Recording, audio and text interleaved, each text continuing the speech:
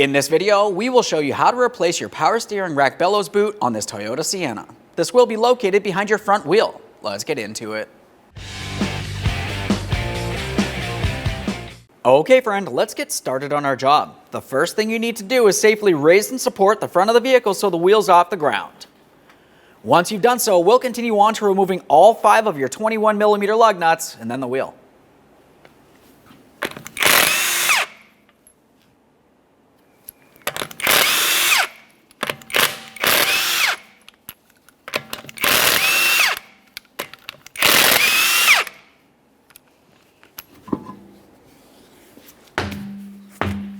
Now with the wheel off, we have a close view of the outer tie rod and the inner tie rod end. In the center of the two, you're going to find a 24mm jam nut. We'll use a 24mm wrench and break this free.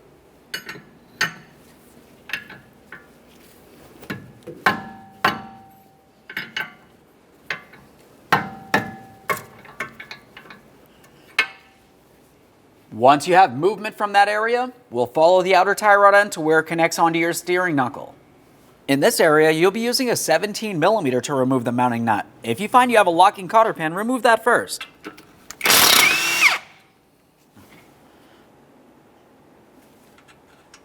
Once you have the nut off of there, the next thing you'll want to do is start it back on just a couple threads.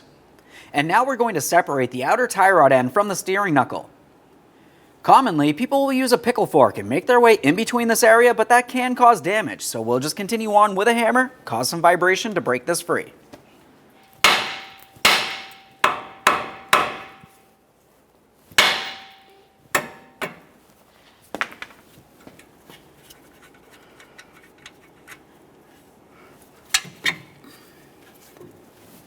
To remove the outer tie rod end, we're going to turn this counterclockwise. While doing so, count the amount of turns it takes to remove it. Write that down somewhere.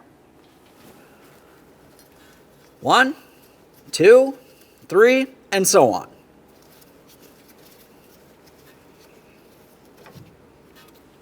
I got 21, yours may vary. A quick inspection and we'll set this aside. Get this jam nut off of here.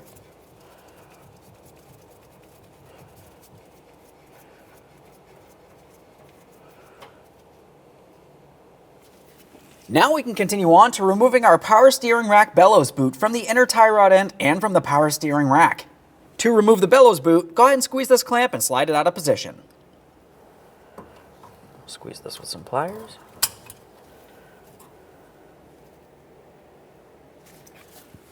Now we'll continue to the inner mounting clamp. Typically on this, you're going to find a single time use. So I'll just be using a long bar, make my way all the way down that bellows boot to where it connects onto the power steering rack.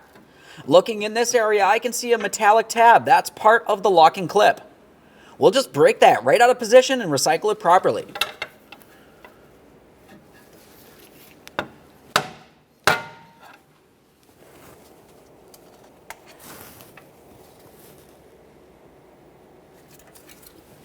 The next thing we'll do is use an angled pick to break the bellows boot free from the inner tie rod end. It's common for them to be stuck together. Once you do have that freed up, it's time to remove the bellows boot. We'll take hold of it, give it a little twist to break it free from the power steering rack on the inside there, and then complete the removal by sliding it out of position.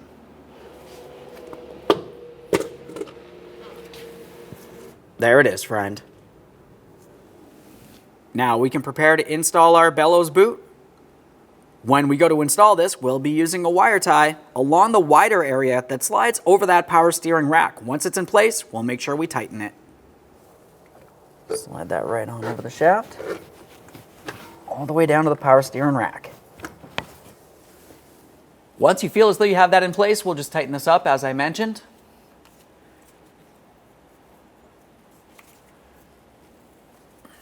Trim off the excess. Now we'll make sure we slide the boot into the proper position here.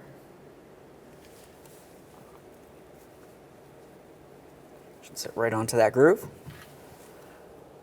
Continue with your clamp. If you don't have a clamp, you just want to use a wire tie for that as well.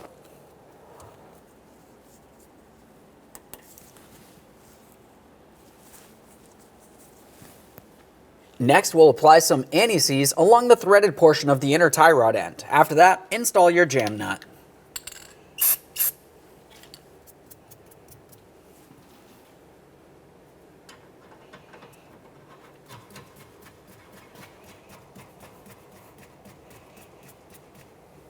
Now it's time for your outer tie rod end. You remember when you had removed it, I told you to count the amount of turns it takes to remove it. So when you go to install this, you're going to do the same amount of turns.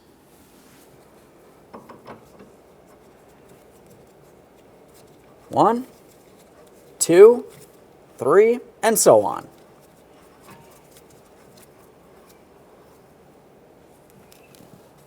After you've counted the amount of turns and you're sure you're correct, continue on at that knuckle. Let's get this in there.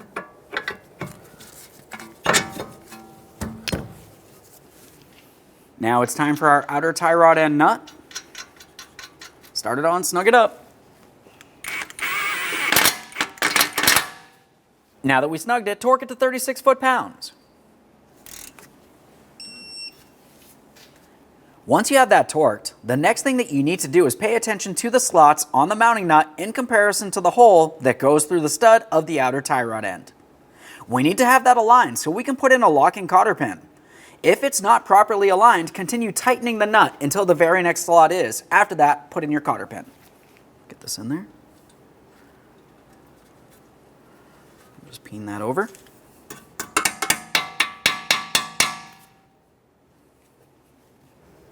We'll make our way to the jam nut. Turn that counterclockwise until it's completely bottomed out against your outer tie rod end. After that, you want to snug this up.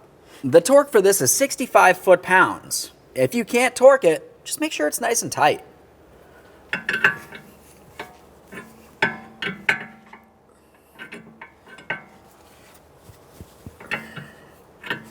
The next thing you'll want to make sure you do is level out the outer tie rod end in comparison to your steering knuckle. One last quick inspection while we're in this area, and we can reinstall our wheel.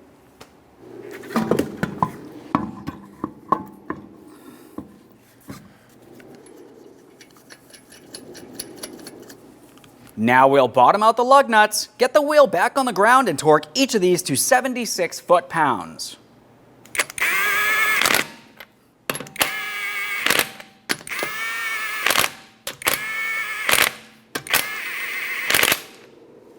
Now with the wheel safely back on the ground, we'll be torquing these in a crisscross manner.